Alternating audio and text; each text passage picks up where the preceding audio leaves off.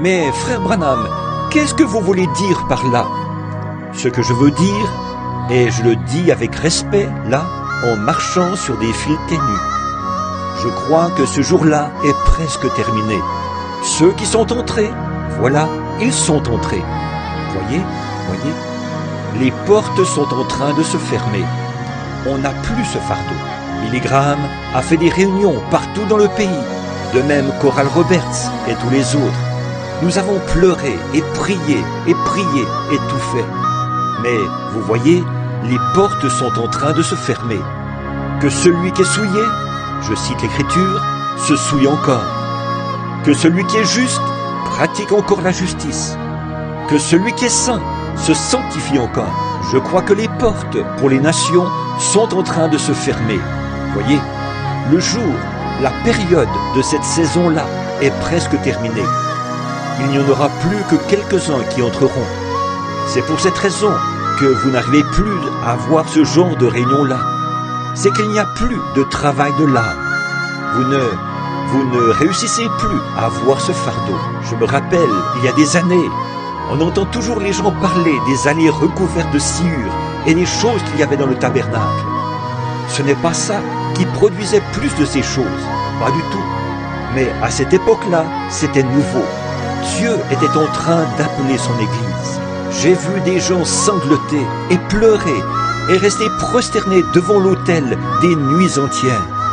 J'allais chez eux et en s'approchant, on les entendait là, dans leur chambre à coucher. Des hommes et des femmes qui pleuraient. Oh Dieu, on voyait les gens s'avancer dans l'église. Et je voyais, alors que le piano commençait à jouer, au pied de la Sainte Croix, les larmes coulaient, vous savez. On entrait dans cette église-ci, puis on entrait dans une autre église, et là-bas on les entendait jaillir la fontaine. Oh Dieu, sauve mon garçon, sauve ma fille, elle est perdue, Seigneur, je t'en prie. Qu'est-ce qu'il y a? L'Esprit de Dieu s'est retiré. Jésus a prédit ceci, que l'amour, parce que l'amour du plus grand nombre, que leur amour défaillirait, que, parce que l'iniquité se serait accrue, l'amour du plus grand nombre défaillirait. Vous voyez, écoutez, frères, donc j'y vais comme ça, je ne parle pas de notre tabernacle, je parle de ce que je vois partout aux États-Unis. C'est devenu une forme extérieure, sans plus. On essaie de simuler ce qu'on avait autrefois. Et ce travail de l'âme, ça, c'est presque terminé.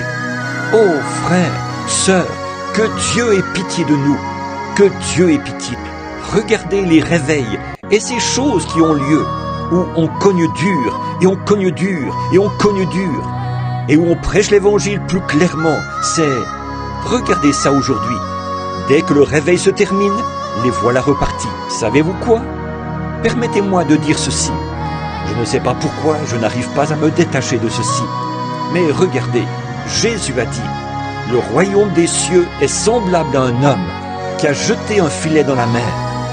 Et quand il l'a ramené, il a ramené plusieurs espèces d'animaux marins, évidemment.